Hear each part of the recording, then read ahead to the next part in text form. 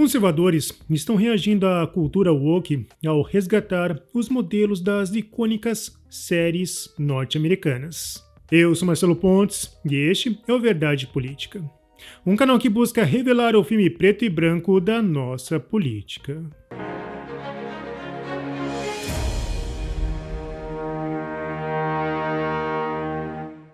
A cultura woke é um movimento sociocultural que ganhou destaque nos últimos anos, especialmente nos Estados Unidos. Por falta de fundamentos, principalmente estruturantes, a causa resultou em um sincretismo cultural cheio de conflitos. Com discursos populistas, a causa vira uma seita repleta de devaneios. Mas havia um nicho, os carentes bilionários, que buscavam algo além do dinheiro. Eles queriam ser adorados e, por isso, aderiram à seita. A filantropia rapidamente vira um esquema de poder, com hierarquias, principalmente em Hollywood, Califórnia. Era quase que um esquema de pirâmide filantrópico. Inclusive, a fundadora do Black Lives Matter e defensora do marxismo comprou uma casa de 1,4 milhão de dólares na Califórnia, só para ficar próxima da fonte de renda. Em 2022, as denúncias de corrupção chegaram e muitos questionaram o nome do movimento. Afinal, qual vidas negras importavam? As da elite da militância?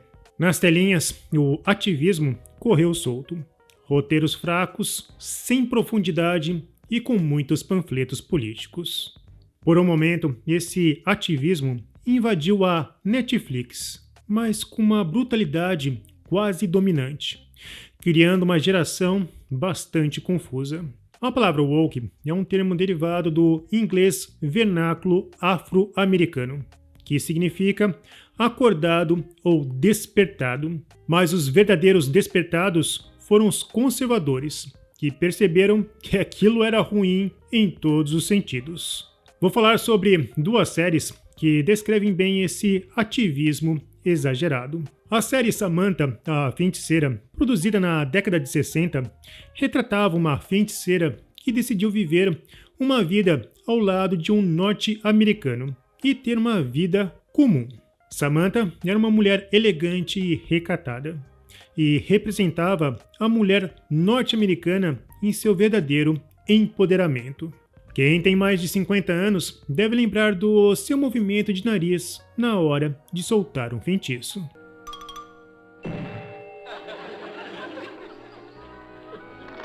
Agora na Netflix, representando uma outra história, mas claramente um plágio ativista, temos Sabrina, a aprendiz de feiticeira. Trata-se de uma adolescente rebelde que luta contra o patriarcado, aplicando tortura psicológica em seus alvos. Neste contexto, fica a dúvida.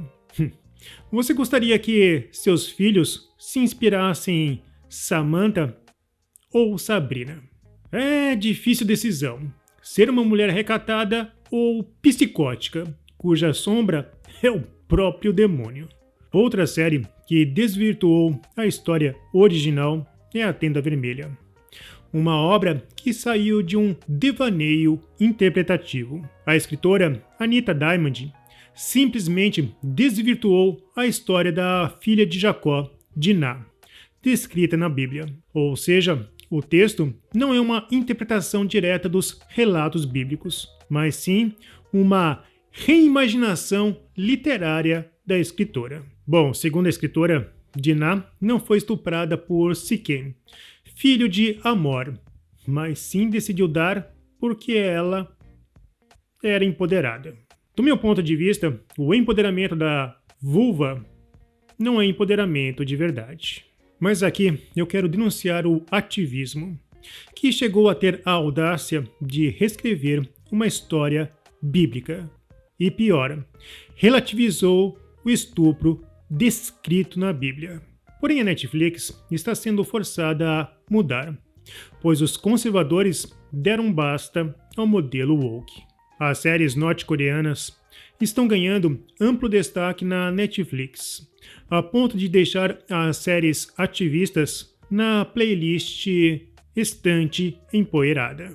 Atualmente, a Coreia do Sul é a maior produtora de séries conservadoras no mundo. Eles defendem os valores norte-americanos, deixados após a Guerra da Coreia, que dividiu Norte e Sul. Ou seja, eles criam versões de Samantha, a Feiticeira, até hoje. Uma série lançada chamada Adeus Terra chamou muita atenção do público conservador. Na série, os cientistas afirmam que um grande asteroide irá cair próximo à Península Coreana. Após este comunicado, o Estado coreano simplesmente abandona seu posto, deixando os civis desamparados. Os vários capítulos mostram como os civis se organizam na ausência do Estado.